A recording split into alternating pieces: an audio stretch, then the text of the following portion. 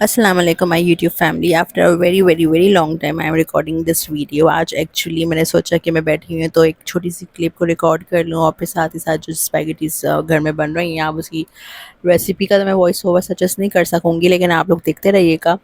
آج جو ہے یہ ویڈیو بنانے کا مقصد اس لیے کہ آج جیسے کہ پتہ ہے کہ آج 7 سپٹمبر ہے اور آج نا مون ایکلپس ہے، جسے چاند گرہن بھی کہا جاتا ہے. اس کی ہم نے اسٹوری بچپن میں اسکول بکس میں پڑھی ہوئی ہے یہ کیا ہوتا ہے، لیکن پھر بھی میں اگر بالکل پوائنٹ ٹو پوائنٹ بات کروں نا تو یہ ہوتا ہے کہ ان شارٹ میں بتاؤں کہ زمین جو ہے نا ایکچولی سن اور مون کے بیچ میں آ جاتی ہے. مون کی اپنی کوئی روشنی تو ہوتی ہے نہیں اور وہ سن سے روشنی لیتا ہے.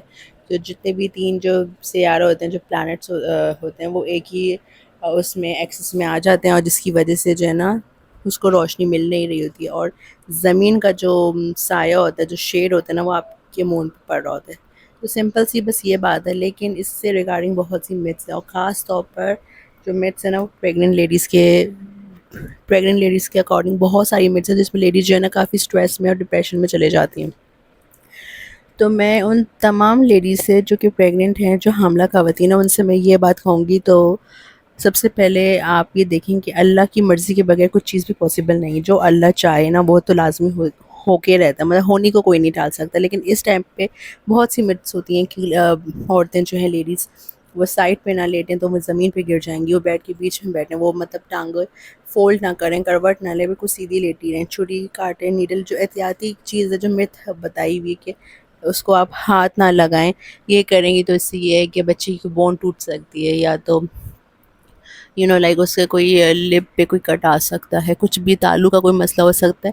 لیکن میں آپ کو یہ بتاؤں، یہ ساری چیزیں یہ ساری چیزیں زیادہ سے زیادہ یہ چیزیں تب ہوتی ہیں جب کہ کسی عورت کے اندر لائک کسی چیز کی کمی ہو، کوئی انٹیک کی ڈیفیشینسی ہو، جو کہ وہ جو ہے صحیح مقدار میں نہ لے رہی ہو. سب سے بڑھ کے فولک ایسڈ کا صحیح استعمال نہیں ہو رہا ہو، یا تو اوور ڈوسیج ہو جائے، یا تو وہ ڈوز اتنی مل ہی نہیں رہی ہو جتنی اس کی باڈی کو ریکوائرمنٹ ہے. تو یہ ساری متس ہیں. سچ ہے، ایسا کچھ کرنا نہیں ہوتا ہے چاند کی رات میں. آپ زیادہ سے زیادہ نماز کسوف پڑھیں، 2 رکعت نفل پڑھیں اور رکوع لمبا کریں، ٹھیک ہے. جیسے کہ سبحان اللہ العظیم جو ہم پڑھتے ہیں وہ آپ 11 دفعہ، اسی مقدار بڑھا دیں، 22 دفعہ، 25 دفعہ، 60 دفعہ، 30 35، آپ زیادہ سے زیادہ کریں. سجدے لمبے کر لیں، اللہ تعالیٰ سے گریہ کریں، کیونکہ یہ ایکچولی اللہ تعالیٰ کی طرف سے ایک سختی ہے.